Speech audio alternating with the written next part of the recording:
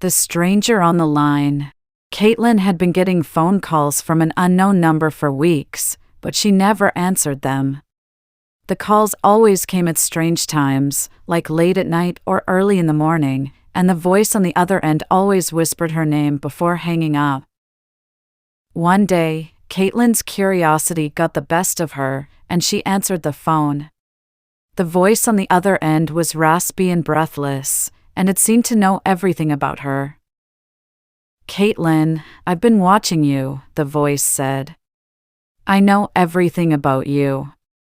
Your fears, your secrets, your desires. And soon, you'll be mine." Caitlin hung up the phone, feeling a chill run down her spine. She couldn't shake the feeling that someone was watching her, even when she was alone. Days turned into weeks, and Caitlin continued to receive phone calls from the stranger. The voice became more insistent, more demanding, and Caitlin began to feel like she was losing her mind. One night, Caitlin received a call from the stranger, but this time, he was different. His voice was calm and soothing, and he spoke to her like an old friend. "Caitlin, I know you're scared," the stranger said. "But I'm here to help you. I know everything about you, and I can make all your fears go away. Just do as I say, and everything will be all right." Caitlin hesitated, but the stranger's words seemed to soothe her fears. She agreed to meet him at a nearby park, alone.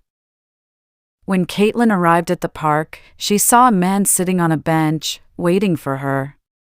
He was older, with gray hair and a friendly smile. He introduced himself as Thomas and told Caitlin that he had been the one calling her. Thomas seemed to know everything about Caitlin's life, even details that she had never shared with anyone. He told her that he was a psychic and that he had been watching her for months, waiting for the right moment to reach out. As they talked, Caitlin began to feel more at ease. Thomas seemed like a kind and caring person, and his words were like a balm for her troubled soul. But as they walked through the park, Caitlin noticed that something was off. The trees seemed to be closing in around them, and the sky had turned a sickly shade of green. Suddenly, Caitlin realized that she had made a terrible mistake. Thomas wasn't a psychic at all. He was something else entirely. As she turned to run, she felt a hand on her shoulder, and the world went black. When Caitlin woke up, she was in a dark room, tied to a chair. Thomas was standing in front of her, holding a knife. "I told you, Caitlin," he said. "I know everything about you. And now, you're mine." Caitlin screamed, but no one came to help her. She was alone, trapped with the stranger on the line.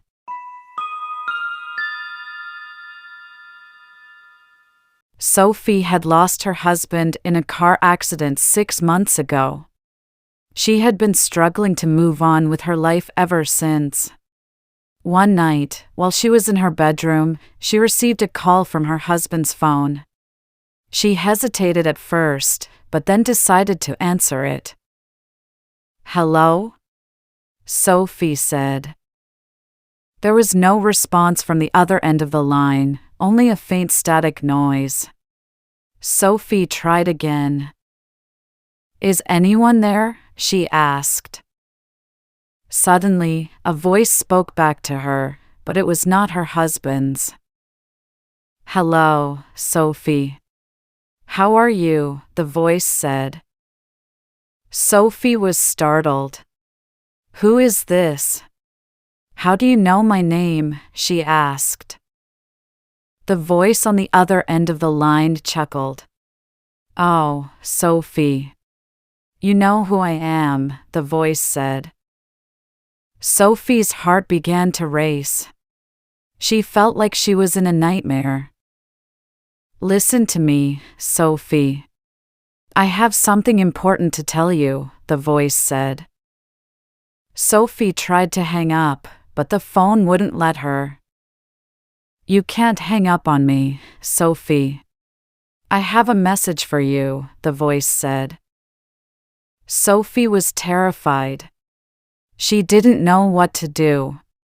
She felt like she was trapped in a horror movie. "What do you want from me?" Sophie asked. "I want you to know that your husband is not dead, Sophie. He's alive," the voice said. Sophie was stunned. She didn't know what to think. She had seen her husband die with her own eyes. "How is that possible?" Sophie asked. The voice on the other end of the line laughed. "That's for you to figure out, Sophie. But I promise you, your husband is not dead. He's waiting for you," the voice said. Sophie's heart sank. She didn't know what to believe. Was this some sick joke or was it real?